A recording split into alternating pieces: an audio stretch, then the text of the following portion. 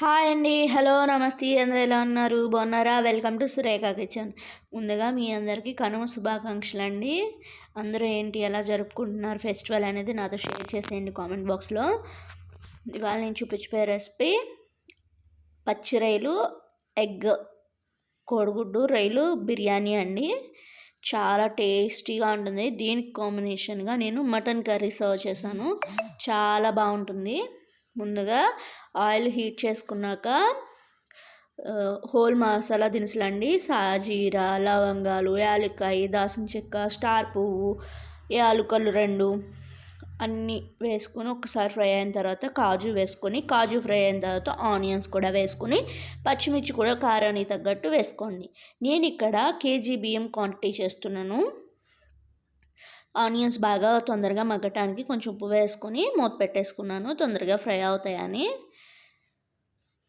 మీకు ఏమేమి రెసిపీస్ కావాలో కింద కామెంట్ సెక్షన్లో కామెంట్ చేయండి. వీళ్ళు ఎంతమంది హనుమాన్ సినిమా చూసారో కూడా కామెంట్ చేయండి. చాలా బాగుందండి సినిమా. చూడని వాళ్ళు ఉంటే కంపల్సరీ చూసేయండి.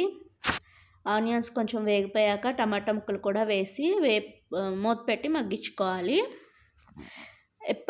ఎప్పుడైనా మనం egg biryani or prawns biryani try చేస్తుంటాము. ఈ 2 మిక్స్ చేశాను. చాలా టేస్ట్ బాగుందండి. చాలా చాలా టేస్టీగా ఉంది. ఒక్కసారి రెసిపీ ట్రై చేయండి. ఎలా వచ్చిందో నాకు కింద కామెంట్ సెక్షన్లో కామెంట్ చేయండి. చూసారు కదా, మంచిగా ఉల్లిపాయ టమోటా అన్నీ ఫ్రై అయిపోయాయి. ఇప్పుడు మనము ఇందులో కొంచెం అల్లం వెల్లుల్లిపాయ పేస్ట్ వేసుకొని ఫ్రై చేసుకోవాలి. ఇందులో నేను ఇంకా క్యారెట్ కానీ ఆలు కానీ ఏమీ వేయలేదు, ఎందుకంటే ఫ్రాన్స్ బిర్యానీకి ఫ్రాన్సే ఉండాలి కాబట్టి. ఒకసారి ఫ్రై అయిపోయాయి. ఇప్పుడు అల్లం వెల్లుల్లిపాయ పేస్ట్ వేసేసుకుందాము. తర్వాత కొంచెం పచ్చి బఠానీ కూడా వేసుకుంటున్నాను, లుక్ వైజ్గా బాగుంటుందని. ఇష్టం లేని వాళ్ళు స్కిప్ చేసేయండి. మన ఛానల్ ఫస్ట్ టైం చూసినట్లయితే ప్లీజ్ సబ్స్క్రైబ్ చేయండి, అలాగే లైక్ చేయండి. మీరు లైక్ చేయడం వల్ల కొంతమందికి రీచ్ ఉంటుంది.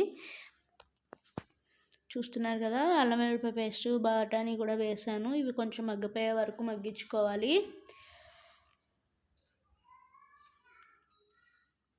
నేను 4 ఎగ్స్ వరకు యూజ్ చేశాను అనమాట కేజీ బియ్యానికి.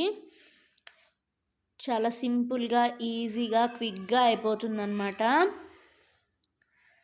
ఈ ఒకసారి గుడ్డు మొత్తం ఫ్రై అయిపోవాలండి పొడి పొడిగా. అప్పుడు ఇందులో మనం ఇప్పుడు పసుపు, అలాగే ఒకసారి ఫ్రై చేసుకోవాలి పసుపు వేసాక. తర్వాత మనం రొయ్యలండి, ఆల్రెడీ ఇవి ఉప్పు కారం అన్నీ వేసి మగ్గించినవి అనమాట. ఆగలేసిన రొయ్యలు అంటారు కదా, అవి మినిమం ఒక 1/2 కేజీ తీసుకోవాలండి. అప్పుడే మనకి బాగా అనిపిస్తాయి అన్నమాట బిర్యానీలో.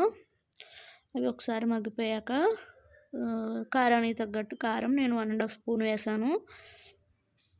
కారం కూడా బాగా వేగిపోయాక రైస్ వేసేసుకోవాలి. రైస్ వేసేసుకున్నాక ఒక్కసారి కలిపేసుకుని తర్వాత కొంచెం గరం మసాలా, ధనియాల పౌడరు వేసుకోవాలండి. ఒక 1/2 కేజీ బియ్యానికి 1 స్పూన్ వేస్తాం కదా, అలా 2 స్పూన్స్ ధనియాల పౌడరు, అలాగే చిన్న స్పూన్తో 2 స్పూన్లు గరం మసాలా అండి. ఇది హోమ్మేడ్ గరం మసాలా అండి. ఇంట్లో ఆల్రెడీ నేను రెడీ చేసి పెట్టుకుంటానని చెప్పాను కదా, ఆ పౌడరేనండి. మీరు ఎవరు చూడని వాళ్ళు ఉంటే కింద డిస్క్రిప్షన్లో లింక్ ఇస్తాను, హోమ్మేడ్ గరం మసాలా చూసేయండి. ఒకసారి బియ్యాన్ని వేడి చేసుకోవాలి, మసాలా అంతా పట్టేలాగా వేసుకుని తర్వాత 2 వంతులండి నీళ్ళు, అంటే బియ్యం బట్టి వాటర్ పోసుకోవాలి.